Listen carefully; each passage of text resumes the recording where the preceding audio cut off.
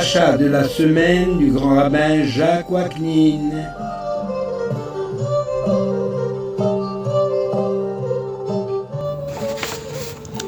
Chers amis, bonjour. La paracha Vayeshev, la puissance du Yetzer Hara. Les fidèles passent la journée, presque toute la journée de Kippour, à prier avec ferveur, dans un climat de sainteté, en essayant d'éveiller la miséricorde divine pour le pardon des fautes, de toutes les fautes, et davantage d'élévation spirituelle. Et même si la plupart d'entre eux ne comprennent pas le sens de toutes les prières que nous récitons ce jour-là, mais ceux qui ont quelques connaissances des textes sont étonnés des mots de la lecture de la Torah, tirés du chapitre 20 du Lévitique, des mots choquants, en pleine ferveur de Kippour, nudité du père, de la mère, de la sœur. Le saint jour par excellence, on parle tout à coup de débauche sexuelle, de tentation, de dépravation. Le choix de ce texte nous apprend que l'homme, fût-il parvenu au sommet de la sainteté, ne doit pas pour autant se croire à l'abri de la tentation du Yetzer Hara, du mauvais penchant.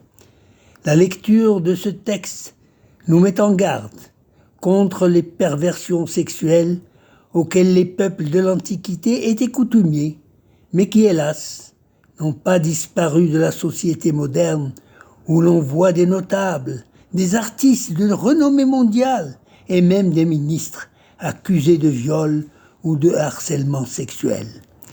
La sainteté que nous avons acquise en ce jour de Kippour nous garde et nous préserve de toute pensée immorale demain dans notre vie quotidienne, du moins nous le souhaitons et si nous y travaillons.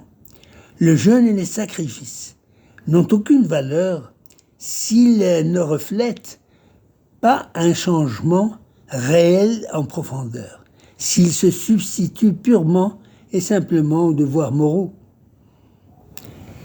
Le but de la lecture de Mincha, plusieurs raisons ont été données pour le choix de ce passage de la Torah pour Mincha de Kippour. Selon Me'am Loez, c'était le moment que les femmes et les jeunes filles se montraient dans leurs plus beaux atours au balcon des synagogues.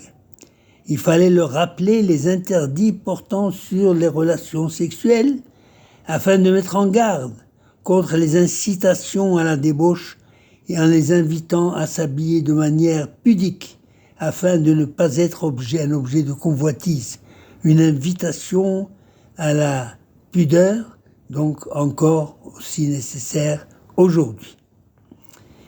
Mais la plupart de nos exégètes insistent sur le caractère spécifique d'Israël.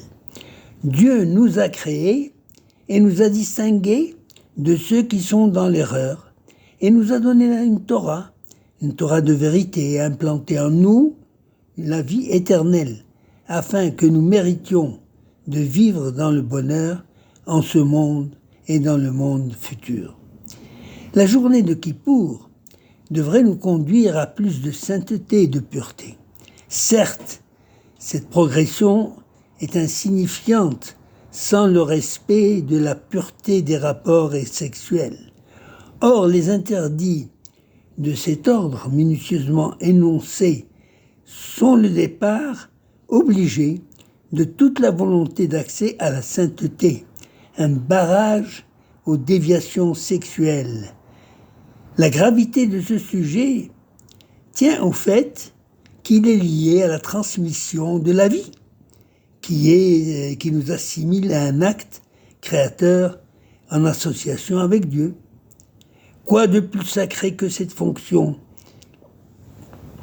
avec son côté bestial, instinctif, dû à la contingence physique de notre condition, au lieu de nous le rabaisser au rang d'un animal, nous incite au contraire, grâce à la conscience dont nous sommes dotés, que par l'assouvissement d'un désir,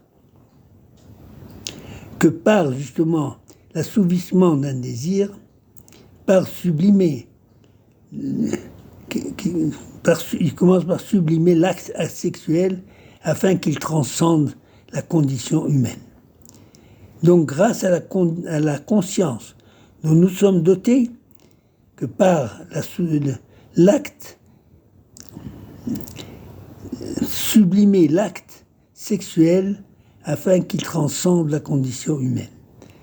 En évitant de penser qu'à l'assouvissement d'un désir, on arrive à considérer la femme comme un objet de plaisir, comme un objet auquel cas s'estomperait toute différence entre la mère, la sœur ou la fille. Or, la Torah a voulu que le peuple juif se démarque des pratiques cananéennes et égyptiennes qui étaient fondées sur la dépravation des mœurs sexuelles les plus basses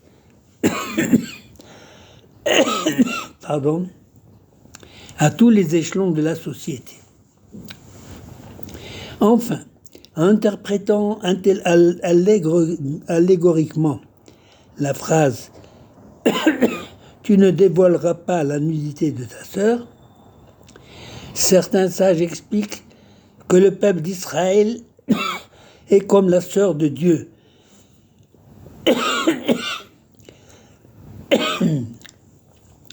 Comme dit le Cantique des Cantiques, « Ma sœur, mon amour, nous demandons à Dieu de ne pas dévoiler aux yeux des nations la nudité d'Israël, c'est-à-dire les fautes d'Israël. » Enfin, en interprétant allégoriquement la phrase « Tu ne dévoileras pas la nudité de ta sœur », certains expliquent que le peuple d'Israël est comme la sœur de Dieu, comme le dit le Cantique des Cantiques, « Ma sœur, mon amour, nous demandons à Dieu de ne pas dévoiler aux yeux des nations la nudité d'Israël, c'est-à-dire les fautes d'Israël. » J'ai répété la phrase parce qu'elle est importante. La grandeur de Joseph. Joseph a bien mérité son titre de Yosef Hatzadik, le juste, le saint. Haï par ses frères, à cause de ses rêves, Yosef est vendu par ses frères pour s'en débarrasser. Atterri en Égypte, et il connaît une ascension fulgurante, voulue par Dieu bien sûr. Yosef est demeuré l'homme dévoué après sa sortie de prison. Grâce à lui, la présence divine descendit avec lui en Égypte, où elle fit sa première apparition.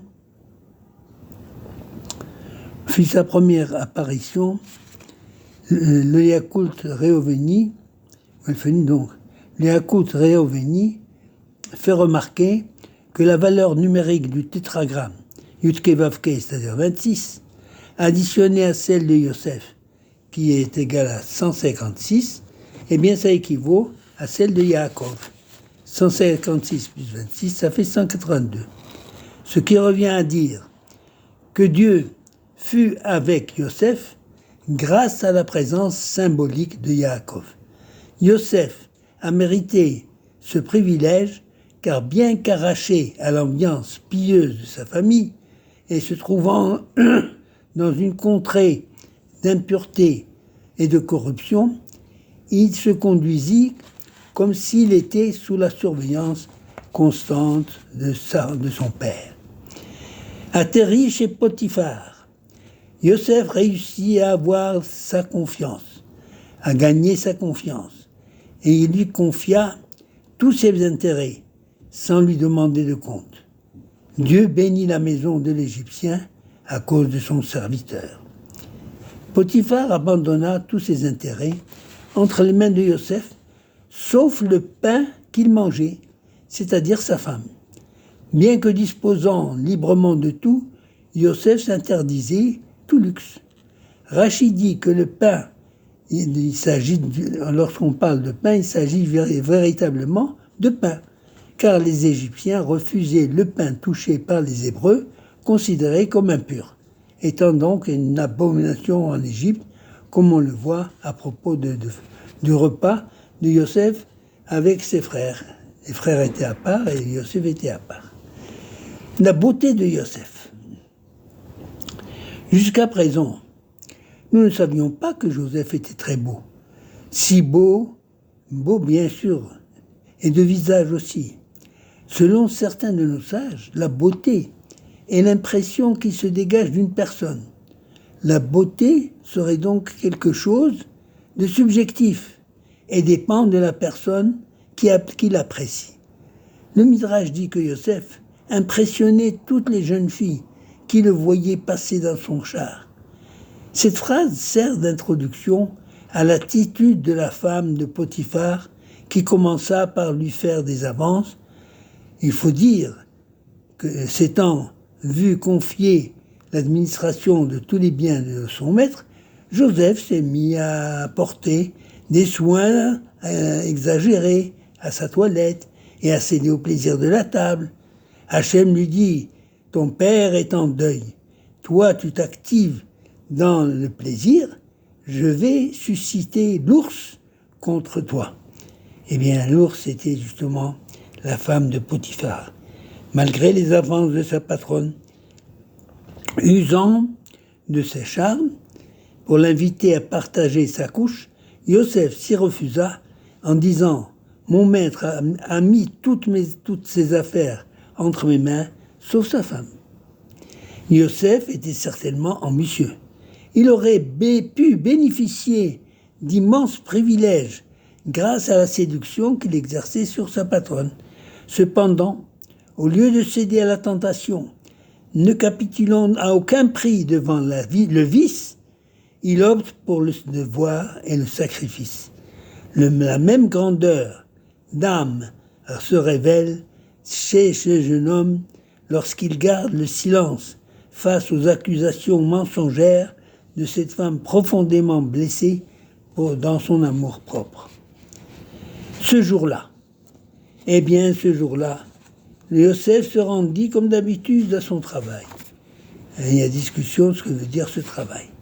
Mais la maison était vide. Tous étant allés adorer le Nil qui débordait de son lit et arrosait toute la contrée. La femme de Potiphar, prétextant un malaise, était restée à la maison, sachant que Yosef se rendrait à son travail. Alors que la femme usa de ses charmes pour convaincre Yosef de partager son lit, à ce moment, grâce à la force de caractère léguée par son père Yaakov, eh bien, Yosef fit qu'il eut une vision. Dieu lui adressa la parole en disant « Ton père est en deuil et pleure son petit, et la disparition de son fils. Et toi, tu te complais dans la débauche. » Yosef se ressaisit grâce à cette force acquise dans sa jeunesse. Yosef réussit à s'arracher à cette femme, lui laissant son manteau entre les mains, et prit la fuite.